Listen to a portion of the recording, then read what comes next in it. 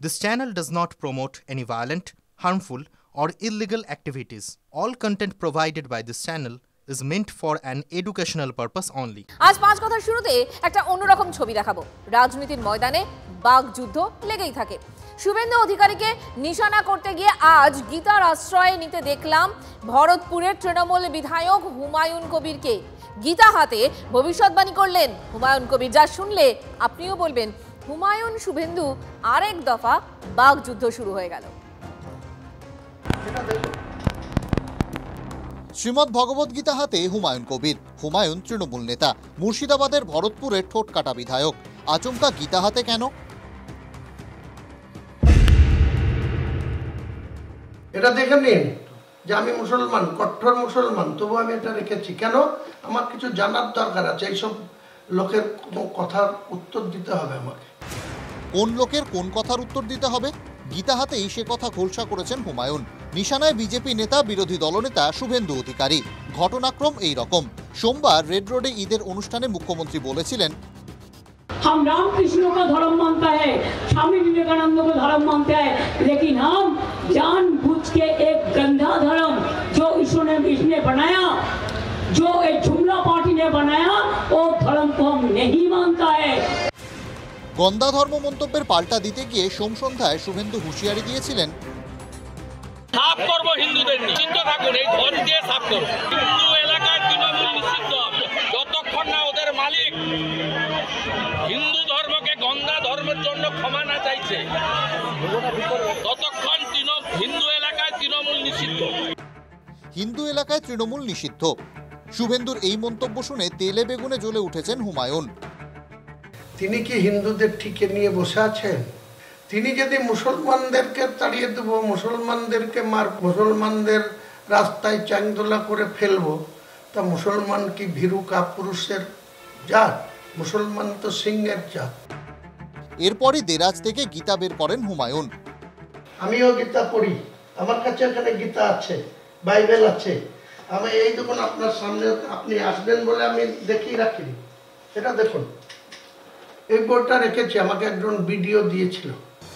শুধু রাখেননি, হুমায়ুন বলছেন গীতার পাতা উল্টে পড়াশোনাও করেছেন। কঠিন ভাষা, এত অক্ষর বা মানে পড়তে গিয়ে অনেক কষ্ট হয়, তবুও তো আমি এটা রেখেছি। কেন? কারণ আমার অভিজ্ঞতার দরকার আছে। আমার ধর্মকে যেমন আমি আস্থাশীল, অপরের ধর্মের প্রতিও আমি শ্রদ্ধাশীল। ইদানিং বারবার শুভেন্দু হুমায়ুন বাকযুদ্ধ দেখেছে বাংলা। শুভেন্দুর চ্যাংদোলা মন্তব্যের পাল্টা ঠুসে দেব মন্তব্য করেছিলেন হুমায়ুন। তৃণমূল শোকজ করার পর খানিকটা চুপ ছিলেন হুমায়ুন। আবার বাকযুদ্ধের রাস্তা তৈরি। হরিণঘাটা স্কুলে সরস্বতী পুজো নিয়ে বিতর্কের সময় শুভেন্দু বলেছিলেন, পশ্চিম বাংলার হিন্দুরা এখন জেগেছে, শক্তি দেখাচ্ছে, একদম হিন্দু রাষ্ট্র ঘোষণা করা উচিত। আর মাত্র 5% হিন্দুর ভোট চাই, 5% হিন্দু। আমরা 39% ভোট পেয়েছি, হিন্দুদের ভোট 500% হিন্দু বেশি ভোট দিয়ে দিলেই কাজ শেষ। গীতা হাতে নিয়ে হুমায়ুন বলছেন শুভেন্দুর মনস্কামনা নাকি পূর্ণই হবে না। হিন্দু হিন্দু করে নিজের ওর লক্ষ্য একটাই, যে পশ্চিমবাংলার উনি মুখ্যমন্ত্রী হবেন। আমি এই ভাগবতের গীতার হাতে করে বলছি, কোনো মতেই উনি ওই পশ্চিমবাংলার মুখ্যমন্ত্রীর গদিতে উনি বসতে পারবেন না। এবার শুভেন্দু অধিকারী বিতর্কের এই আগুনে কতটা ঘি ঢালেন সেটাই দেখার। কৌশিক ঘোষের রিপোর্ট, TV9 বাংলা।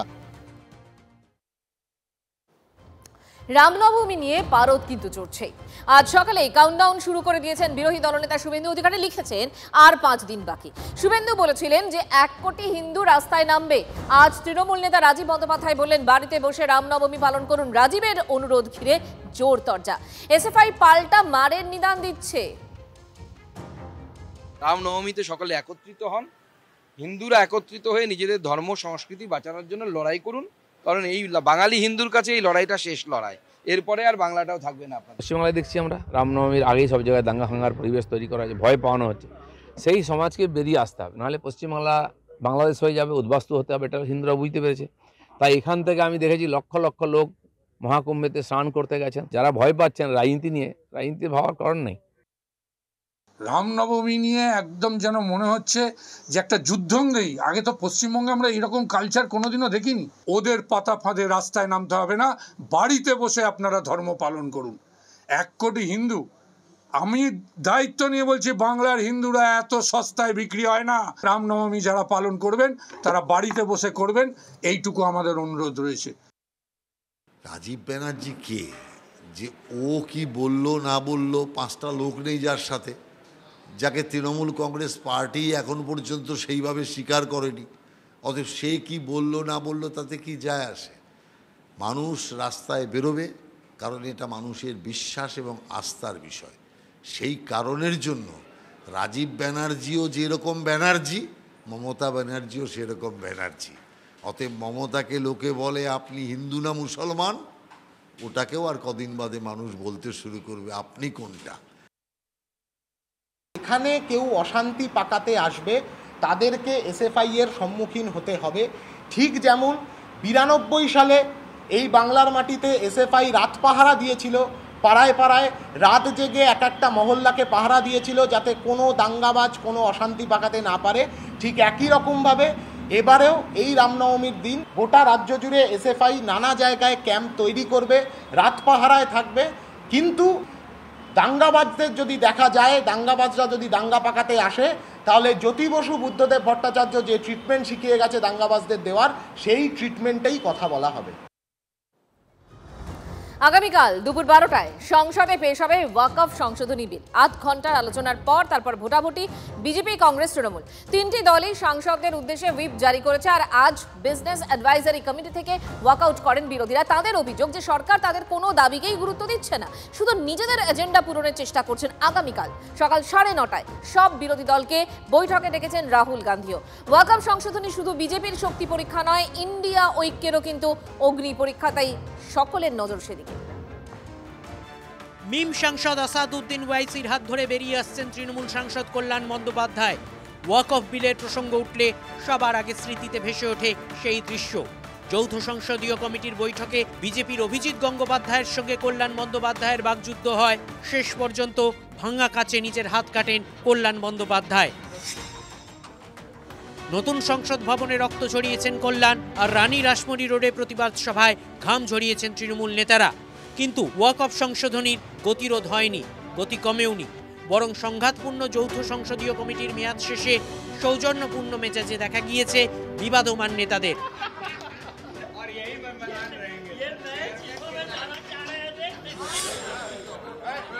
যাবতীয় সংশোধনী সহ ডেডলাইনের মধ্যেই যৌথ সংসদীয় কমিটির রিপোর্ট পেশ হয়েছে সংসদে। বুধবার 2রা এপ্রিল দুপুর 12টায় লোকসভায় পেশ হবে ওয়াকফ সংশোধনী বিল। 8 ঘন্টা আলোচনার জন্য ধার্য হয়েছে, তারপর ভোটাভুটি। যদিও বিরোধীদের দাবি ছিল আলোচনার জন্য আরও সময় প্রয়োজন। মঙ্গলবার বিজনেস অ্যাডভাইজারি কমিটির বৈঠক থেকে ওয়াকআউট করেন বিরোধীরা। সংসদেও হইচই হয়েছে। আমরা ভাবলাম ওয়াকফে অ্যাটলিস্ট 12 ঘন্টা দাও, বলছে 8 ঘন্টা দেবো, প্রথমে বলতো 4 ঘন্টা দেবো। কি চাইছে বলে, এত কি চাইছে? তাতে ও ডিসকাশন করো না, পাস করে নিয়ে চলে যাও। হাউস 3 দিনের রাখো, নিয়ে সব পাস করে নিয়ে চলে যাও। What is the use of this? Bill pass হবে ভোটাভুটির পর। বিজেপি, কংগ্রেস ও তৃণমূল নিজেদের সাংসদদের জন্য হুইপ জারি করেছে। বুধবার সকাল 9:30টায় সব বিরোধী দলকে বৈঠকে ডেকেছেন বিরোধী দলনেতা রাহুল গান্ধী। ভোটের ওপর টানটান পরিস্থিতি। Government is simply bulldozing its agenda and not listening to the views of the opposition party.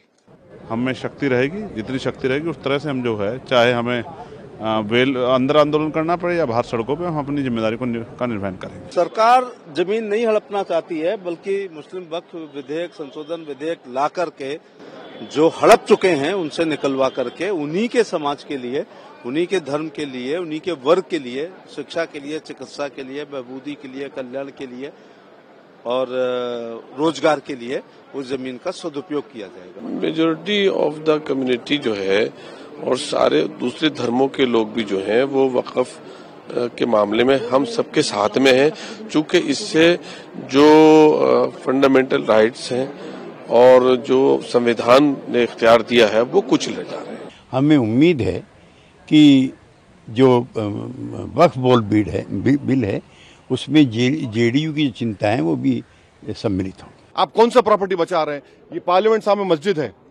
आप वक्फ बाय यूजर निकाल के कह रहे हैं कि डिस्प्यूट गवर्नमेंट होगा, डिस्प्यूट होगा ये गवर्नमेंट प्रॉपर्टी होगी। दिल्ली एलडीओ कहती है ये मस्जिद जो है हमारी है। कल कलेक्टर को आप पावर्स दे रहे हैं, गवर्नमेंट के ऑर्डर पे बोलेगा ये मस्जिद गवर्नमेंट प्रॉपर्टी, मस्जिद बंद हो जाएगी। फिर ये हम एग्जाम्पल दे रहे हैं आपको। বুধবার আরও একবার ফুল হাউস লোকসভা দেখবে দেশ। সংসদে বিল পেশের আগেই সংসদের বাইরে চাঞ্চল্যকর কয়েকটি ঘটনা ঘটেছে। বিলকে সমর্থন জানিয়েছেন আজমের শরীফের নাসির উদ্দিন চিস্তি। देखिए वक्फ का मतलब ये कतई ये नहीं है कि लोग ये कह रहे हैं कि मस्जिदें छीन जाएंगी, खानकाहें छीन जाएंगी, कब्रिस्तान छीन जाएंगी, ये कहना गलत है। हो सकता है कुछ सेक्शन से उनको प्रॉब्लम हो, ये ऐसे मत हो, ये डेमोक्रेसी का पार्ट है और सरकार को कोई जल्दबाजी नहीं है। सरकार ने बहुत तसल्ली से इस बिल को लाई थी। सरकार ने बाकायदा जेपीसी में ये बिल दिया, जेपीसी ने बहुत पेशेंटली सबको सुना है और उसके बाद में अब ये बिल पेश करने जाएंगे। मुझे पूरा यकीन है कि ये बिल आने के बाद में वक्फ के मैटर में ट्रांसपेरेंसी आएगी। कौन है ये, कौन है ये जिनको कोई जानता नहीं, पहचानता नहीं, कोई भी आप किसी के लिए भी आप सवाल पूछ लेंगे, हैं कौन ये, इनकी हैसियत क्या है, ये किस हैसियत में बात कर रहे हैं? ये दलाली बंद करें भाजपा की। दरवेश ना अनस्त के मशहूर जहानस्त, दरवेश हमें अनस्त के बेनाम निशानस्त। तो दरवेशों को जान पहचान की ज़रूरत नहीं होती। और मैं आपको बता देता हूँ, आप जानते हैं लेकिन आपको ठीक है पॉलिटिकल बयान देना था। मैं गरीब नवाज की औलाद हूँ जिसके आस्थाने पर आके आप सर झुकाते हैं। जो इस बर्रे सगीर में दीन को लेकर आए, मैं उनकी औलाद हूँ। कैसे अल्फाजों का इस्तेमाल ना करें। और दलाली की जो तक बात कर रहे हैं आप, तो आप ये साबित करें कि कहाँ दलाली हुई है। मतलब आपका साथ नहीं देना, आपकी हाँ में ना नहीं मिलाना, तो मतलब आदमी दलाल हो जाएगा। কেরালা ক্যাথলিক বিশপ কাউন্সিলও বিলের সমর্থনে লিখিত ইস্তেহার প্রকাশ করেছে। জ্যোতির্ময় কর্মকারের রিপোর্ট, টিভি9 বাংলা। এবার পাথর প্রতিমায় আসি। বাজি না বোমা, কি তৈরি হচ্ছিল কারখানায়? এই প্রশ্নটা অনেক কিছু গুলিয়ে দেওয়ার জন্য যথেষ্ট, কারণ শব্দবাজি, বোমা দুটো তৈরিতেই তো বারুদ লাগে। বারুদ মজুদ ছিল, এটা কিন্তু স্পষ্ট। অন্তত ঘটনার তীব্রতা দেখে সেটা স্পষ্ট। আর শব্দবাজি বা বোমা দুটোই তো নিষিদ্ধ, বেআইনি। পার্থ প্রতিমার বাড়িতে বেআইনি কাজ চলছিল, এটা বুঝতে খুব অসুবিধে হচ্ছে। কি এতগুলো মানুষ, এতগুলো বাচ্চা মরে গেল, জীবন্ত ঝলসে যাওয়ার মুহূর্তগুলো দেখলো গোটা বাংলা। তারপরেও কেন ভাবের ঘরে চুরি? বিস্ফোরণ হওয়া বাড়ির পাশে অন্তত জনা 20 বাচ্চা ছিল সে সময়। বরাতের জোর নয়তো সংখ্যাটা 20 থেকে 30 হতেই পারত। দেখুন দেখুন কোন বারুদে বাস করছি আমরা। চম্পাহাটি, নীলগঞ্জ, ইংরেজ বাজার, বজবজ, খাদিকুল, নৈহাটি, টিমা, তারপর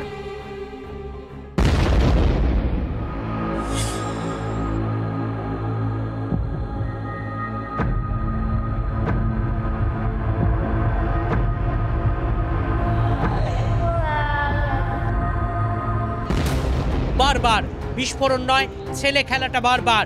ফের বাজি কারখানার বিস্ফোরণ, ফের মৃত্যু, এবার পাথর প্রতিমা। একই পরিবারের 11 জনের মধ্যে 8 জনই জ্বলে পুড়ে খাক। যে পরিবারের কারখানা ছিল সেই পরিবারের ছোট্ট শিশুটাও বাদ গেল না। দায় নেবে কে? ক্লিশে একটা প্রশ্ন, কিন্তু উত্তর মিলবে না এবারও। কিন্তু মৃতের সংখ্যা আরো অন্তত 15-20 জন বাচ্চা মরে যেতে পারত। কিভাবে? এই যে যেখানে দুর্ঘটনাস্থল আমার পিছনের দিকে, এই বাড়িটাতে টিউশনি পড়ানো হচ্ছিল এবং এখানে প্রচুর বাচ্চা ছিল। পাশাপাশি বাড়ি, গায়ে ঠাসাঠাসি অবস্থাতেই চলছিল বারুদের কারবার। বিস্ফোরণ স্থল থেকে বাচ্চাদের পড়ার জায়গাটার দূরত্ব ছিল মাত্র 10 মিটার। পড়াচ্ছিলেন একজন প্রাইভেট টিউটার। 10 মিটার? 10 মিটারও হয়তো না, মানে আমি হেঁটে হেঁটে দেখো চলে এলাম উঠোরে। আমার পিছনের দিকে কিন্তু দুর্ঘটনাস্থল ছিল। এই জায়গাটা তুমি গরমের মধ্যে পড়াচ্ছিলে। কিভাবে ঘটেছিল, কিভাবে প্রাণে বাঁচলেন অন্তত 15 থেকে 20 জন বাচ্চা ছেলে মেয়ে? আমি কোনো ভাগ্যবশত আমি এমনি 8টা 15-20 বা 8:30টায় ছুটি। কালকে আমার কি মনে হলো 8:20 ছুটি দিই, কারণ আমি ছুটি দেওয়ার প্রধান কারণ ছিল কালকে কেকেআরে খেলা ছিল। এবার খেলাটা দেখতে দেখতে হঠাৎ করে দেখলাম সেল ফেটেছে। সেল ফেটে আগুন একদম পুরো আমার উঠানে চলে এসেছে। এই খাটটা সামনে মা ওখানে দাঁড়িয়ে ছিল, ওই কল, ওই যে টাইম কলটা, যে আমার চন্দ্রকান্ত তার বাড়ি মানে রুমে অলরেডি আগুন জ্বলছে। যখন উঠানে দাঁড়ালাম তখন তো দেখতে পেলাম যে আমার বৌদি এবং ভাইজি অলরেডি পুড়ছে। পাশাপাশি বাড়ি, সব ঘরেই শিশু বয়স্ক রয়েছে, অথচ দিব্যি চলছিল বারুদ নিয়ে খেলা। পড়শি গৃহশিক্ষক নিজের চোখের সামনে গোটা একটা পরিবারকে পুড়ে মরতে দেখলো। বৌজি আমাকে হাত নাড়িয়ে বলছিল যে ভাই ভিতরে আসিস না, ভিতরে আসিস না। ও ওখান থেকে আমাকে বলছে কাকা মাকে একটু বাঁচাও, মাকে একটু বাঁচাও। মাকে বার করে নিয়ে আসো, বোনকে বার করে নিয়ে আসো। আর সেই সময় চন্দ্রকান্তদা বাইরে থেকে ছুটে ভিতরের দিকে ঢুকছে। বৌদি ভাইজিকে তো ধরতে পারিনি, সব থেকে বড় কথা ভাইপোকে হয়তো আমি বাঁচাতে পারতাম। দায় নেবে কে? সকাল থেকে নেতা মন্ত্রীদের পাত্তা না পাওয়া গেলেও সবটা নজরে রাখছিলেন স্থানীয় অঞ্চল সভাপতি কাম তৃণমূল নেতা। এই ঘটনার দায় কে নেবে, এই প্রশ্নের উত্তর আছে আপনার কাছে? আমি বলি আপনাকে বলি, ওর বাড়ি 3 হাত দূরে। হ্যাঁ, ওর বাড়ি 3 হাত দূরে, আমার বাড়ি 6 কিলোমিটার দূরে।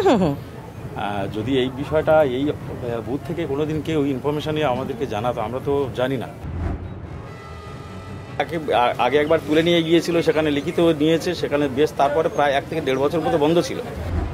তার মানে স্থানীয় নেতৃত্ব জানতো, অঞ্চল সভাপতি হিসেবে আপনি জানতেন, তারপরেও মিনিমাম দায়টুকু নেবেন না? তারপরে যে আবার ফিরে করছে, যদি স্থানীয় মানুষজন আমাদেরকে ইনফর্ম না করেন।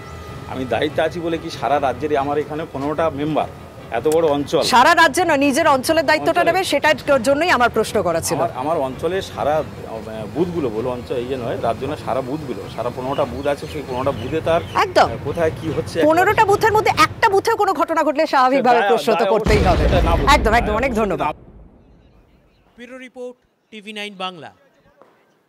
ভুয়ো পুলিশ বা কেন্দ্রীয় গোয়েন্দা সেজে প্রতারণা, এমন ঘটনা মাঝে মধ্যেই শোনা গিয়েছে। এবারে পাওয়া গেল ভুয়ো সিভিক ভলেন্টিয়ারের উর্দি চাপিয়েই কাজ হাসিল করল চোর, তাও আবার এলাকার দোর্দণ্ড প্রতাপ প্রাক্তন তৃণমূল কাউন্সিলরের বাড়িতে।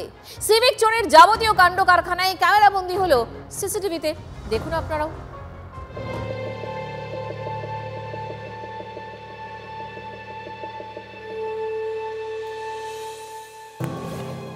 কে বলে চোর কেবল রাতের অন্ধকারে লুকিয়ে আসে? হাওড়ার এই চোর কিন্তু বুক ফুলিয়ে চুরি করেছে 7 সকালে। শুধু এই বাড়ির লোকজনই নয়, একেবারে পাড়া প্রতিবেশীদের জানিয়ে। বেলুরের ভোটবাগানে তৃণমূল নেতা প্রাক্তন কাউন্সিলর তথা হাওড়া পুরসভার পরিচালন সমিতির সদস্য রিয়াজ আহমেদের বাড়িতে চুরি। সেখানে ঈদের দিন ভোর ভোর হাজির হয় চোর বাবাজি, গায়ে সিভিক ভলেন্টিয়ারদের নীল উর্দি। রিয়াজ নিজে বাড়িতে ছিলেন না, তার মাকে সিভিক পোশাকধারী চোর জানায় রিয়াজি তাকে পাঠিয়েছে বাড়ি থেকে ফ্যান নিয়ে যেতে। তারপর নিজেই বাড়ির ভেতর থেকে স্ট্যান্ড ফ্যান নিয়ে বেরিয়ে আসে। माँ के बोलो एक आदमी आया था, पुलिस का ड्रेस पहना हुआ था, तो आपका नाम बोल करके रियाज मास्टर बोले हैं पंखा। तो अभी हम लोग उठ ही रहे थे, तब तक के घर में से ढूक करके पंखा उठा लिया। শুধু স্ট্যান্ড ফ্যানটি নয়, রিয়াজ সাহেবের ভাইকে ডেকে পার্টি অফিস খুলিয়ে 5খানা প্লাস্টিকের চেয়ারও নিয়ে যায় চোর। স্ট্যান্ড ফ্যান, 5টা চেয়ার, এত কিছু তার কাঁধে করে নিয়ে যাওয়া যায় না। সমস্যা সমাধানে ওই পাড়ার লোকদেরকে দিয়ে একটি টোটো আনিয়ে নেয় সিভিক চোর। बाद में पता चला कि हमारा भाई से, हमारा लड़का से ऑफिस खुलवा के 5 चेयर भी यहाँ से लेके चला गया। সিসিটিভি ফুটেজ দেখে সিভিক চোরকে নাকি পুলিশ শনাক্ত করে ফেলেছে। পুলিশের কাছ থেকে রিয়াজ জেনেছেন বাঁকুড়ার বাসিন্দা ওই চোর সাধারণত সিভিকের ছদ্মবেশেই চুরি করে। আপাতত হোয়াটসঅ্যাপ গ্রুপে পরিচিতদের সিভিক বেশি চোর সম্পর্কে সতর্ক করে দিয়েছেন রিয়াজ আহমেদ। বলা তো যায় না, আবার কোথায় সে নীল উর্দি পরে হানা দেবে। Bureau report, TV9 Bangla. এদিকে আবার জাল ওষুধের শঙ্কার মধ্যেই অসুখ সারাতে দুশ্চিন্তার আরও একটা খবর। এবার আপনার ওষুধের খরচ এক ধাক্কায় আরও বাড়তে চলেছে, কারণ আজ থেকে বাড়ল 900রও বেশি অপরিহার্য ওষুধের দাম। সাধারণ জ্বর, জ্বালা, সর্দি, কাশি থেকে শুরু করে সুগার, ক্যান্সারের ওষুধ কিনতে গেলে গুনতে হবে অতিরিক্ত গাঁটের কড়ি। আপনি কি প্রতি মাসে কারি ওষুধ খান? পরিবারের লোকেদের জন্য হাজার হাজার টাকার ওষুধ কিনতে হয়? তাহলে এই খবর আপনার কপালে ভাঁজ ফেলবে, কারণ মঙ্গলবার থেকে দাম বাড়ল 900টিরও বেশি অত্যাবশ্যকীয় ওষুধের। ন্যাশনাল লিস্ট অফ এসেনশিয়াল মেডিসিনের তালিকাভুক্ত ওষুধগুলোর এমআরপির ওপর 1.74% দাম বাড়ানোর সিদ্ধান্ত নিয়েছে কেন্দ্রীয় সরকার। দাম বেশি লাগছে, পাবলিকের সমস্যা কি আছে? যারা ক্ষতিগ্রস্ত করছে, যারা কিষাণ লোক, জন খাটে, মজদুরি করে, ওদের অসুবিধা। নকরি কি আছে, পয়সা পাচ্ছে, দিচ্ছে, ওদের বেতন বাড়তেই যাচ্ছে। কোভিডের পরে তো প্রত্যেকটা মানুষের ওষুধের উপর ডিপেন্ড করে বেঁচে রয়েছে। যদি আমাদের এইভাবে সাধারণ সমস্ত রকম ওষুধের দাম বেড়ে যায়, প্রত্যেকেরই কষ্ট হবে। কিছু মানুষ আছে তাদের কথা এবেল করাই সম্ভব হবে না, আর সব ওষুধ গভর্নমেন্টের পাওয়া যায় না, বেসরকারি ওষুধের উপর ডিপেন্ড করতে হয়। দাম বেড়ে যাতে আমাদের গরিবদের খুব কষ্ট, তারা বিনা চিকিৎসায় তারা মারা যাবে। কোন কোন ওষুধ রয়েছে এই তালিকায়? Paracetamol, azithromycin, antibiotic, vitamin, cancer, sugar, pressure, হৃদরোগ, শ্বাসকষ্ট, অ্যানিমিয়া, কাশি, ঘুমের ওষুধ, পেনকিলার, ম্যালেরিয়া, যক্ষা, অ্যালার্জি, অ্যাসিডিটি, নার্ভের ওষুধ, অ্যানাস্থেশিয়া।